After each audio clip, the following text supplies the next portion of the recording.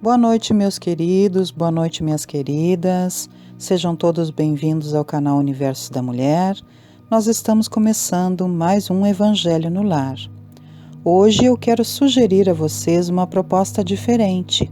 Nós sabemos que dentro da proposta do Evangelho no Lar, nós podemos ler não somente o Evangelho segundo o Espiritismo como leitura principal, mas nós podemos também ler outras obras, não é mesmo?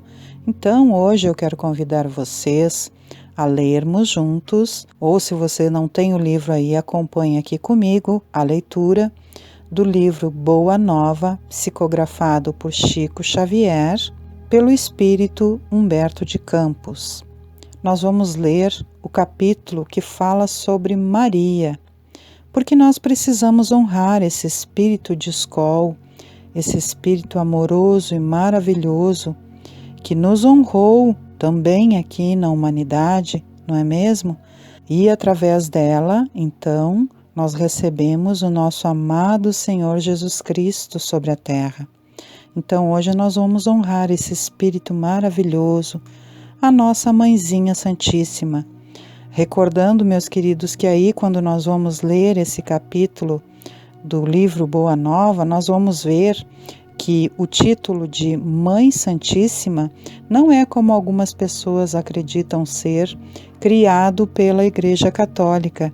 O título de Mãe Santíssima foi instituído a Maria lá em Éfeso, quando ela viveu junto de João e ela honrava a população com a sua amorosidade e a sua presença divina. Vamos então convidar a todos os nossos queridos amigos, aos nossos familiares, para estarmos juntos aqui, fazendo hoje o nosso Evangelho no Lar, convidando a presença de Maria Santíssima para estar conosco. E vamos então trazer para junto de nós uma jarra ou uma garrafa de água para ser fluidificada ao longo dos trabalhos. E vamos iniciar com a página de harmonização do livro Parnaso de Além Túmulo, psicografia de Chico Xavier, e esta é uma poesia de Amaral Ornelas e se chama Ave Maria. Meus amados, esta página de harmonização inicial servirá também como nossa prece inicial, ok? Posteriormente já vamos para a nossa leitura do capítulo do livro Boa Nova. Então, elevemos a nossa mente e acompanhemos este poema, que também nos será a prece inicial. Ave Maria, Senhora, do amor que ampara e redime, ai do mundo se não fora a vossa missão sublime. Cheia de graça e bondade, é por vós que conhecemos a eterna revelação da vida em seus dons supremos. O Senhor sempre é convosco, mensageira da ternura, providência dos que choram nas sombras da desventura. Bendita sois vós, Rainha, estrela da humanidade, rosa mística da fé, lírio puro da humildade. Entre as mulheres sois vós, a mãe das mães desvalidas, nossa porta de esperança e anjo de nossas vidas. Bendito fruto imortal da vossa missão de luz, desde a paz da manjedoura, as dores além da cruz. Assim seja para sempre, ó Divina Soberana, refúgio dos que padecem nas dores da luta humana. Ave Maria, Senhora, do amor que ampara e redime, ai do mundo se não fora a vossa missão sublime. Que coisa mais linda, não é mesmo, meus queridos, esta poesia de Amaral de Ornelas. Já começa aqui honrando essa grande mãe, esse ventre sagrado que trouxe para nós o Senhor Jesus Cristo. Vamos então aproveitar esta vibração, esta maravilhosa poesia. Vamos à nossa leitura então. Junto da cruz, o vulto agoniado de Maria produzia dolorosa e indelével impressão. Com o pensamento ansioso e torturado, olhos fixos ao madeiro das perfídias humanas, a ternura materna regredia ao passado em amarguradas recordações. Ali estava o filho bem-amado na hora extrema. Maria deixava-se ir na corrente infinda das lembranças. Eram as circunstâncias maravilhosas em que o nascimento de Jesus lhe fora anunciado, a amizade de Isabel, as profecias do velho Simeão, reconhecendo que a assistência de Deus se tornara incontestável nos menores detalhes de sua vida. Naquele instante supremo, revia a manjedoura na sua beleza agreste, sentindo que a natureza parecia desejar redizer aos seus ouvidos o cântico de glória daquela noite inovidável. Através do véu espesso das lágrimas, repassou uma por uma as cenas da infância do filho estremecido, observando o alarma interior das mais doces reminiscências. Nas menores coisas reconhecia a intervenção da providência celestial. Entretanto, naquela hora, seu pensamento vagava também pelo vasto mar das mais aflitivas interrogações. Que fizera Jesus por merecer tão amargas penas? Não o vira crescer de sentimentos imaculados sob o calor do seu coração? Desde os mais tenros anos, quando o conduzia à fonte tradicional de Nazaré, observava o carinho fraterno que dispensava a todas as criaturas. Frequentemente ia buscá-lo nas ruas empedradas, onde a sua palavra carinhosa consolava os transeuntes, desamparados e tristes. Viandantes misérrimos vinham à sua casa modesta louvar o filhinho idolatrado, que sabia distribuir as bênçãos do céu. Com que enlevo recebia os hóspedes inesperados que suas mãos minúsculas conduziam à carpintaria de José. Lembrava-se bem que um dia a divina criança guiara à casa 2 malfeitores, publicamente reconhecidos como ladrões do vale de Misepe. E era de ver-se a amorosa solicitude com que seu vulto pequenino cuidava dos desconhecidos como se fossem seus irmãos. Muitas vezes comentara a excelência daquela virtude santificada, receando pelo futuro de seu adorável filhinho. Depois da cariciosa paisagem doméstica, era a missão celestial dilatando-se em colheita de frutos maravilhosos. Eram paralíticos que retomavam os movimentos da vida, cegos que se reintegravam nos sagrados dons da vista, criaturas famintas de luz e de amor que se saciavam na sua lição de infinita bondade. Que profundos desígnios haviam conduzido seu filho adorado à cruz do suplício. Uma voz amiga lhe falava ao espírito, dizendo das determinações insondáveis e justas de Deus, que precisam ser aceitas para a redenção divina das criaturas. Seu coração rebentava em tempestades de lágrimas irreprimíveis. Contudo, no santuário da consciência, repetia a sua afirmação de sincera humildade: faça-se na escrava a vontade do Senhor. De alma angustiada, notou que Jesus atingira o último limite dos padecimentos inenarráveis. Alguns dos populares mais exaltados multiplicam as pancadas, enquanto as lanças riscavam o ar em ameaças audaciosas e sinistras. Ironias mordazes eram proferidas a esmo dilacerando-lhe a alma sensível e afetuosa. Em meio de algumas mulheres compadecidas que lhe acompanhavam o angustioso transe, Maria reparou que alguém lhe pousara as mãos, de leve, sobre os ombros. Deparou-se-lhe a figura de João, que, vencendo pusilanimidade criminosa em que haviam mergulhado os demais companheiros, lhe estendia os braços amorosos e reconhecidos, silenciosamente. O filho de Zebedeu abraçou-se àquele triturado coração maternal.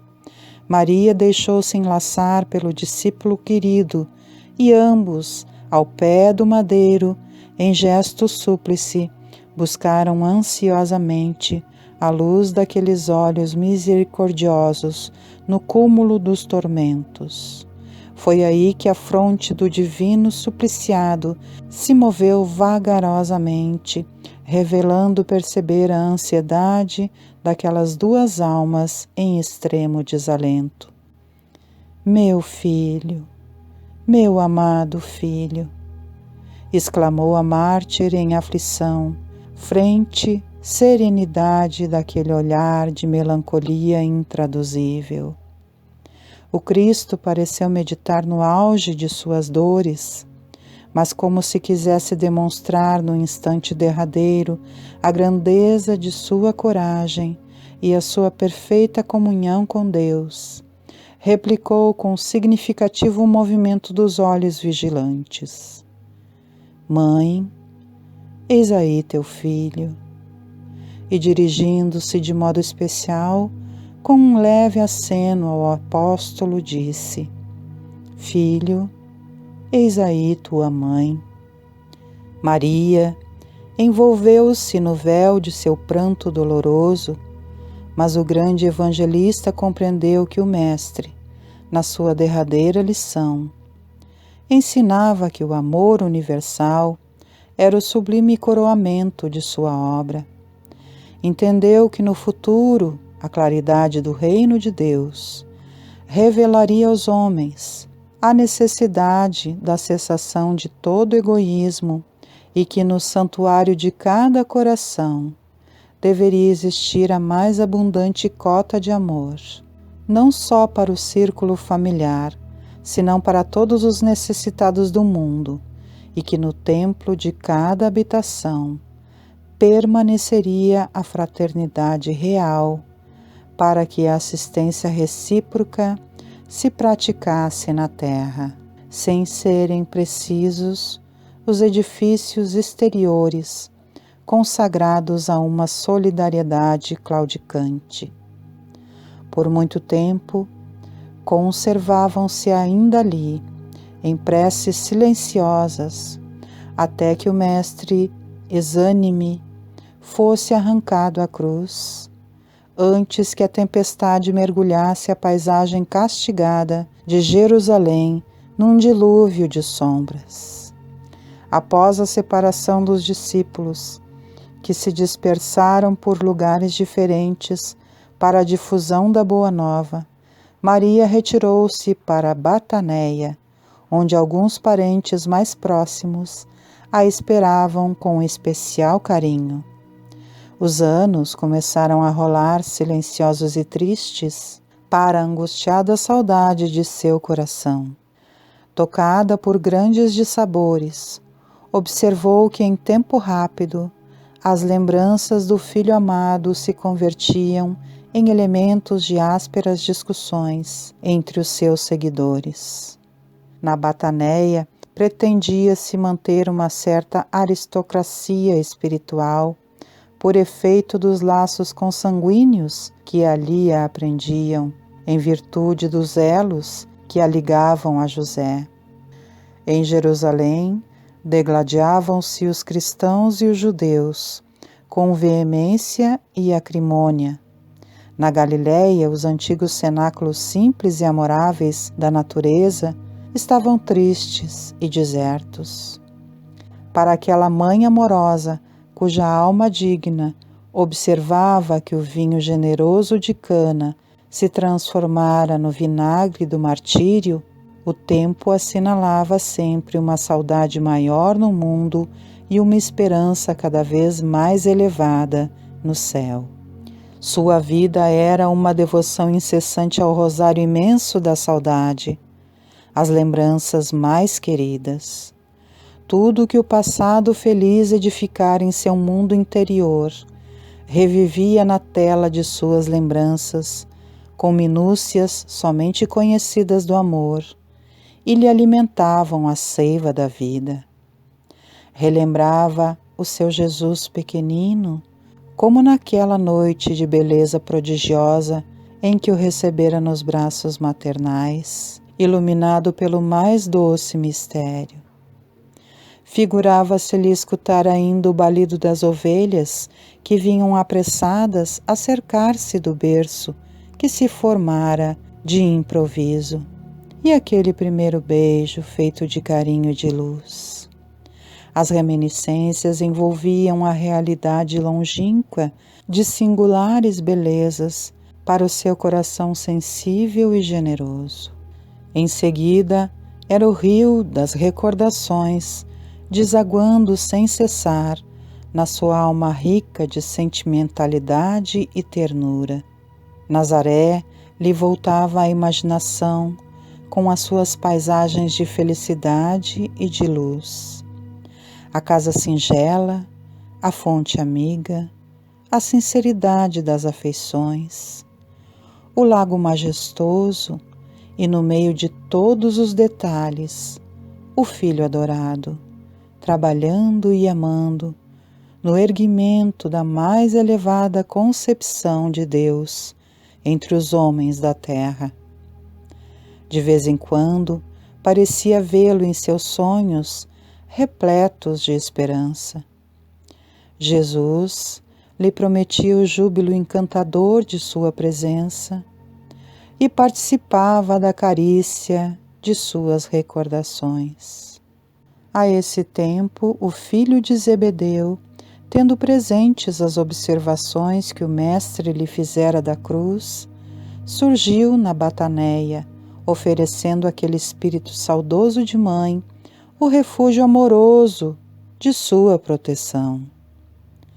Maria aceitou o oferecimento com satisfação imensa, e João lhe contou a sua nova vida. Instalara-se definitivamente em Éfeso, onde as ideias cristãs ganhavam terreno entre almas devotas e sinceras.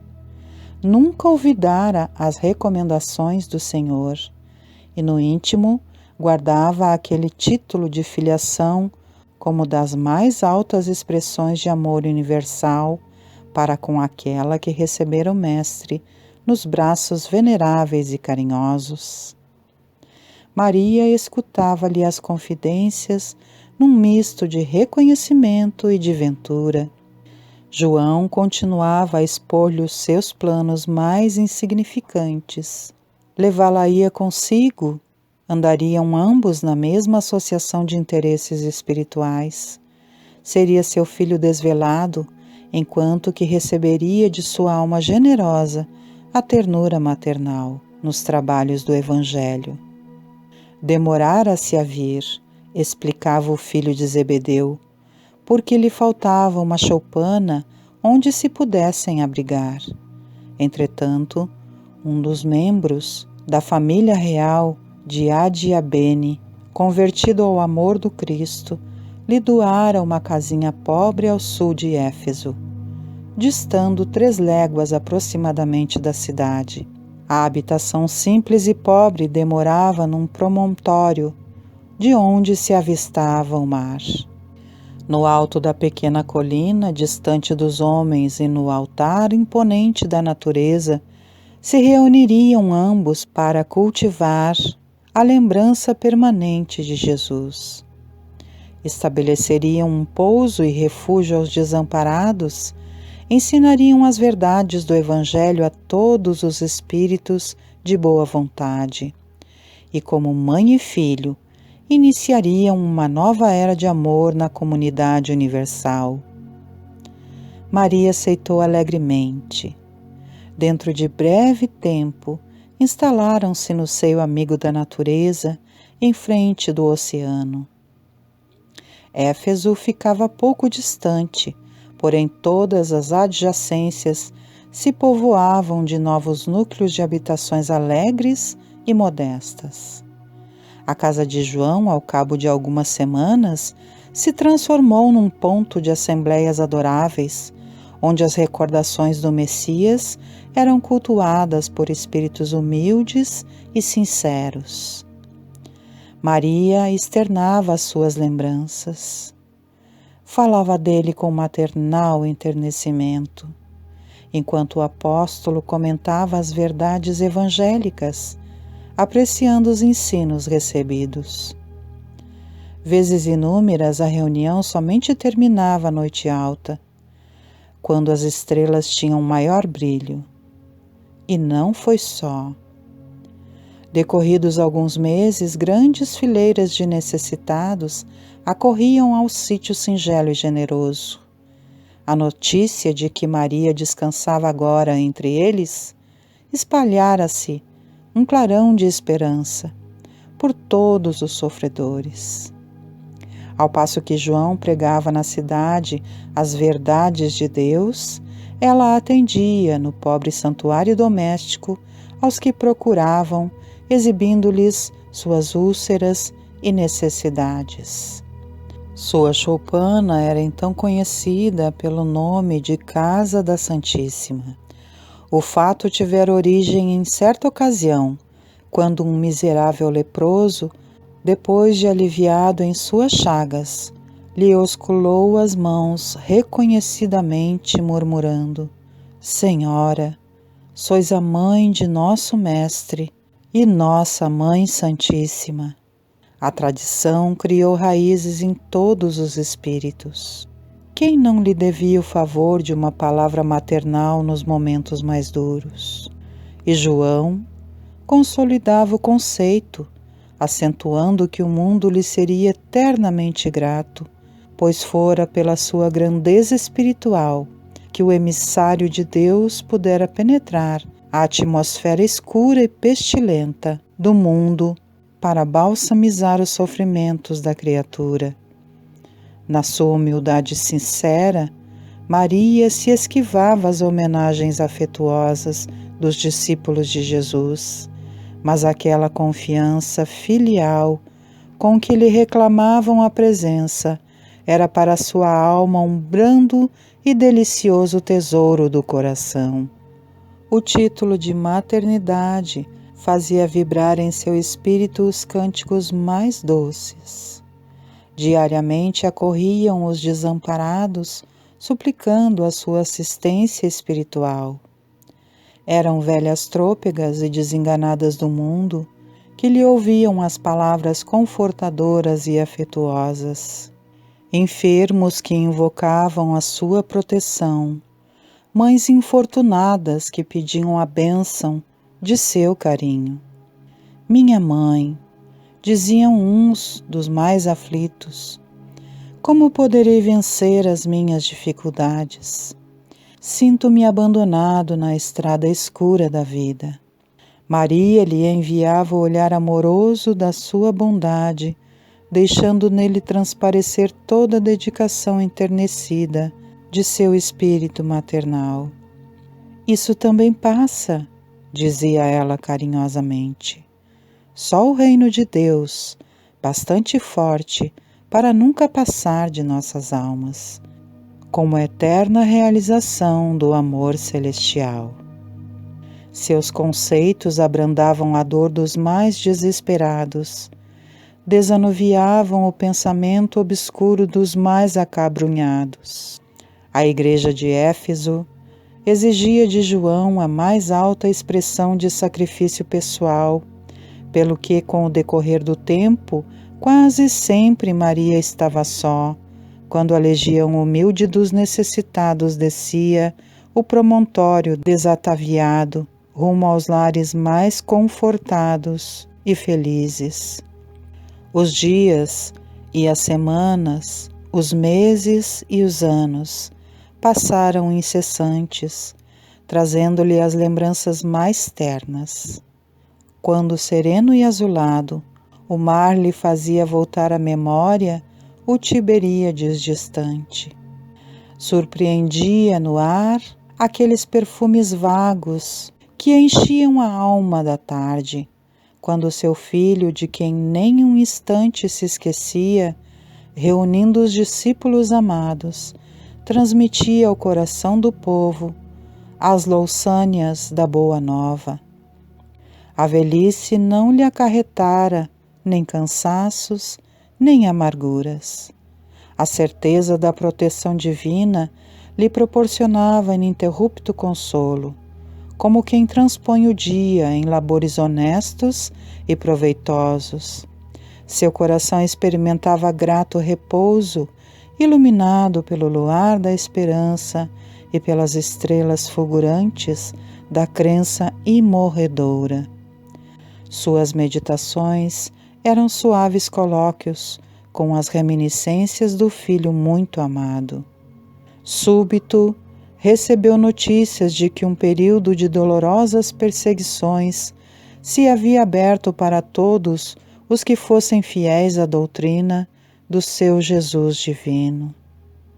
Alguns cristãos banidos de Roma traziam a Éfeso as tristes informações. Em obediência aos éditos mais injustos, escravizavam-se os seguidores do Cristo, destruíam-se-lhe os lares, metiam-nos a ferros nas prisões. Falava-se de festas públicas em que seus corpos eram dados como alimentos a feras insaciáveis, em horrendos espetáculos.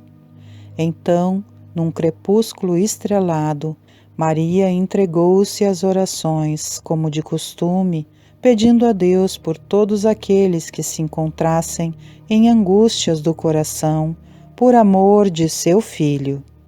Embora a solenidade do ambiente não se sentia só, uma como força singular lhe banhava a alma toda. Aragens suaves sopravam do oceano, espalhando os aromas da noite que se povoava de astros amigos e afetuosos. E em poucos minutos, a lua plena participava igualmente desse concerto de harmonia e de luz. Enlevada nas suas meditações, Maria viu aproximar-se o vulto de um pedinte. "Minha mãe!" exclamou o recém-chegado. "Como tantos outros que recorriam ao seu carinho, venho fazer-te companhia e receber a tua bênção." Maternalmente, ela o convidou a entrar, impressionada com aquela voz que lhe inspirava profunda simpatia. O peregrino lhe falou do céu, confortando-a delicadamente.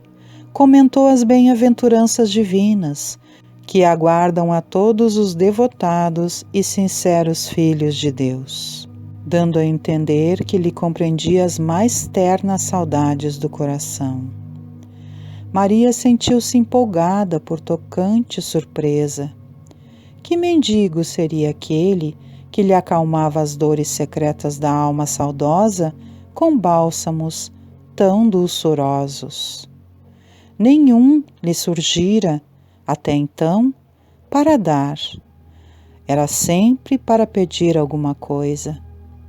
No entanto, aquele viandante desconhecido lhe derramava no íntimo as mais santas consolações. Onde ouvira aquela voz meiga e carinhosa noutros tempos? Que emoções eram aquelas que lhe faziam pulsar o coração de tanta carícia?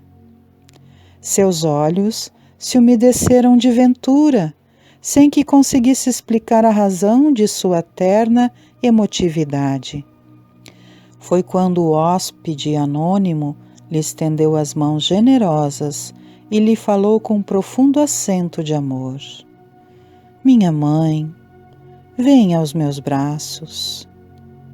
Nesse instante, fitou as mãos nobres que se lhe ofereciam num gesto da mais bela ternura. Tomada de comoção profunda, viu nelas 2 chagas, como as que seu filho revelava na cruz. E instintivamente, dirigindo o olhar ansioso para os pés do peregrino amigo, divisou também aí as vísceras causadas pelos cravos do suplício. Não pôde mais. Compreendendo a visita amorosa que Deus lhe enviava ao coração, bradou com infinita alegria: meu filho, as úlceras que te fizeram. E precipitando-se para ele, como mãe carinhosa e desvelada, quis certificar-se, tocando a ferida que lhe fora produzida pelo último lançaço perto do coração. Suas mãos ternas e solícitas o abraçaram na sombra visitada pelo luar, procurando sofregamente a úlcera que tantas lágrimas lhe provocara ao carinho maternal.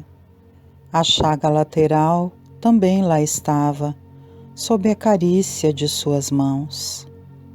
Não conseguiu dominar o seu intenso júbilo. Num ímpeto de amor, fez um movimento para se ajoelhar.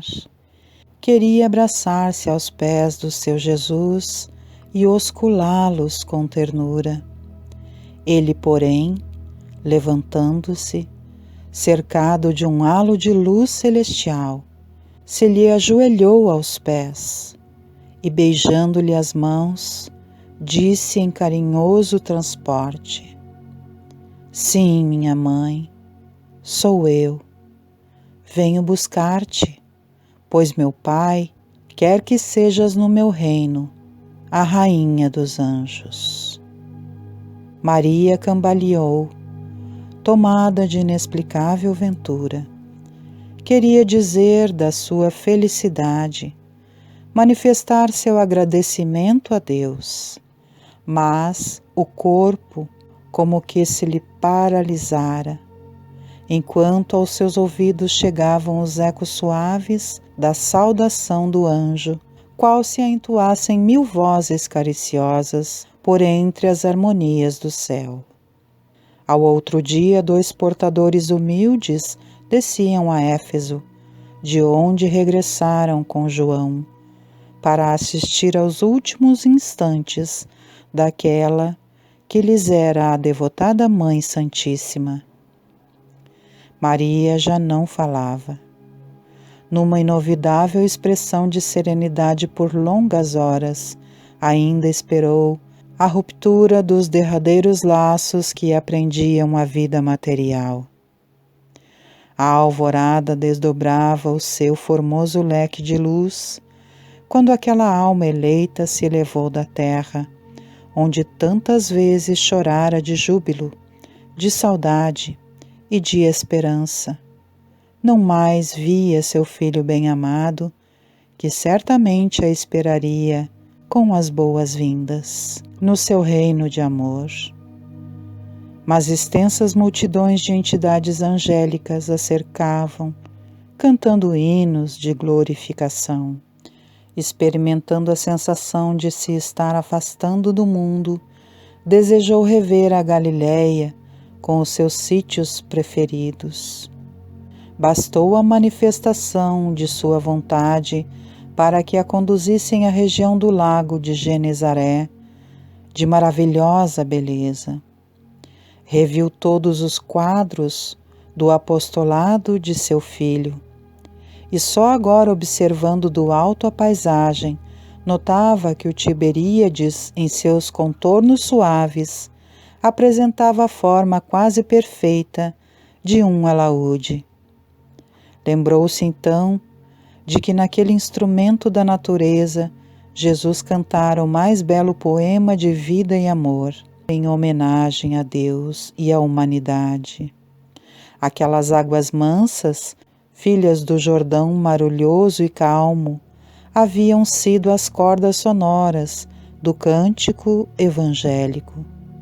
Dulcíssimas alegrias lhe invadiam o coração, e já a caravana espiritual se dispunha a partir, Quando Maria se lembrou dos discípulos perseguidos pela crueldade do mundo e desejou abraçar os que ficariam no vale das sombras, à espera das claridades definitivas do reino de Deus.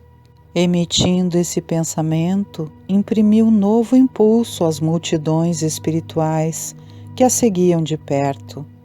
Em poucos instantes, seu olhar divisava uma cidade soberba e maravilhosa, espalhada sobre colinas enfeitadas de carros e monumentos que lhe provocavam assombro. Os mármores, mais ricos, esplendiam nas magnificentes vias públicas, onde as liteiras patrícias passavam sem cessar, exibindo pedrarias e peles, sustentadas por misérrimos escravos. Mais alguns momentos e seu olhar descobriria outra multidão guardada a ferros, em escuros calabouços. Penetrou os sombrios cárceres do Esquilino, onde centenas de rostos amargurados retratavam padecimentos atrozes. Os condenados experimentaram no coração um consolo desconhecido.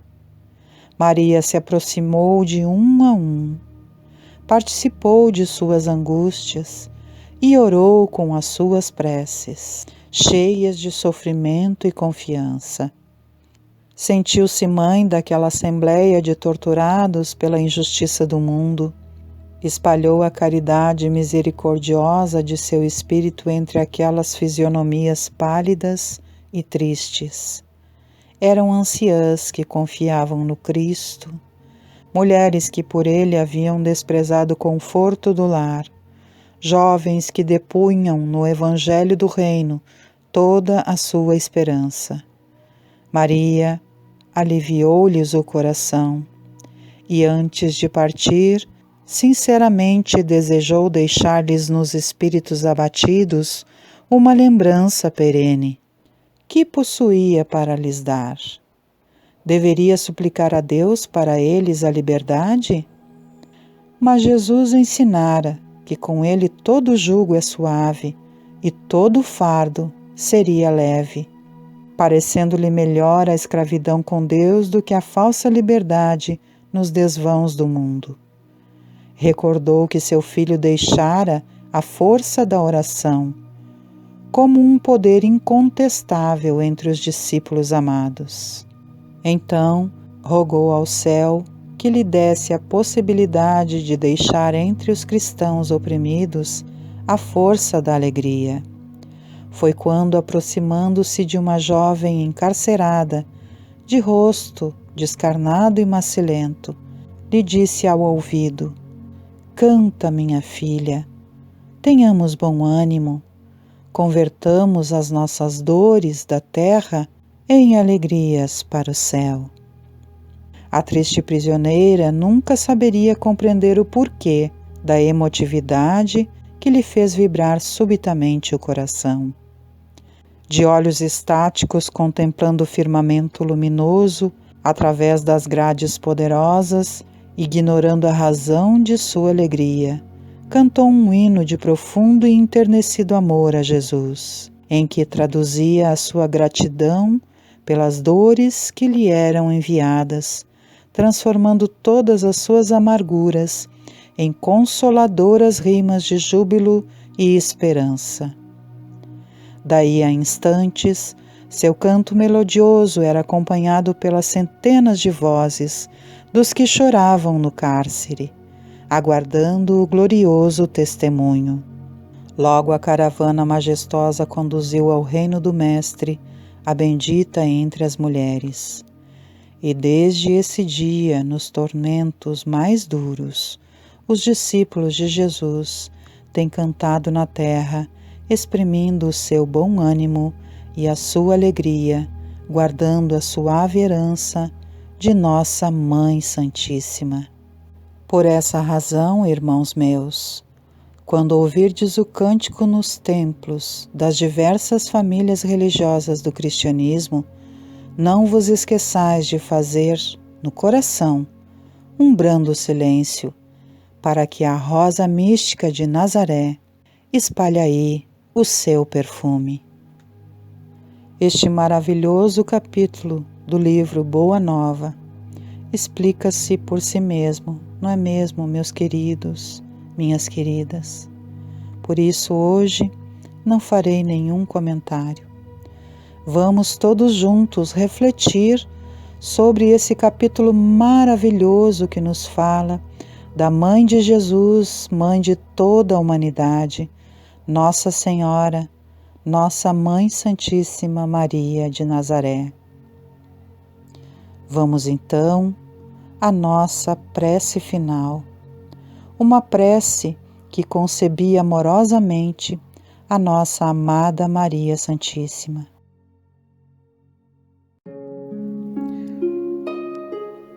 Ó Maria de Nazaré, Mãe Santíssima, amada e bendita Rainha dos Anjos, Mãe do gentil Mestre Jesus e de toda a humanidade, somos teus filhos errantes, andarilhos passageiros, peregrinos limitados na carne e no sangue.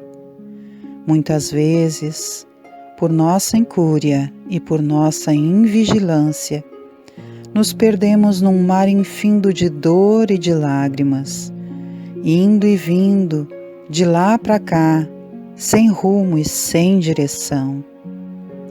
Pedimos, amada Mãezinha, envolve-nos em tua proteção. Ajuda-nos a nos reencontrarmos nos rumos que nos levam ao amadurecimento e a irmos em direção do que conduz ao bem maior. Incentive-nos os passos, direcione a nossa vida, pois somos espíritos desejosos de crescer e evoluir, mas ainda somos muito pequenos e falhos. Por isso, inspire-nos o pensamento, indique-nos o melhor caminho para que, envolvidos em teus braços amorosos e sempre prontos a nos abrigar, nos aproximemos mais de teu amado Filho, nosso Mestre Jesus, que só deseja o nosso bem e plenitude. Ó Maria de Nazaré, doce Mãe Santíssima de todos nós, acolhe-nos em tua seara, cubra-nos com teu manto radiante de luz e esplendor, dai-nos forças diante das lutas da vida, sabedoria nas escolhas, ternura na alma, confiança sempre, coragem em todas as circunstâncias, esperança inabalável e fé em todo o tempo. Ó dedicada e sempre presente Mãezinha, aproxima-nos de ti, abençoa-nos com teu olhar de afeto, adoça-nos os sentimentos, as intenções, ilumina os nossos pensamentos, os nossos corações, a nossa existência. Ensina-nos a sermos gratos em tudo e por tudo. Ajuda-nos a termos resignação, humildade e compreensão nas horas difíceis, e ampara-nos em nossas fragilidades. Fica conosco agora e sempre, Maria de Nazaré, Mãezinha amada, e conduz-nos a teu Filhinho querido, nosso Senhor, Jesus Cristo, que sempre envia em nossa direção uma comitiva de espíritos venerandos e amigos, que nos sustentam em nossas tarefas diárias, e assim, com tantas bênçãos nos rodeando em todo o tempo, independente de as percebermos, que sejamos laboriosos e sigamos persistindo em nossas lides na terra com coragem e resiliência, paciência e boa vontade, sob os raios luminosos do divino amor, de sorte que um dia possamos ser contados entre os dedicados servos de Maria a serviço do bem e do amor. Que assim seja.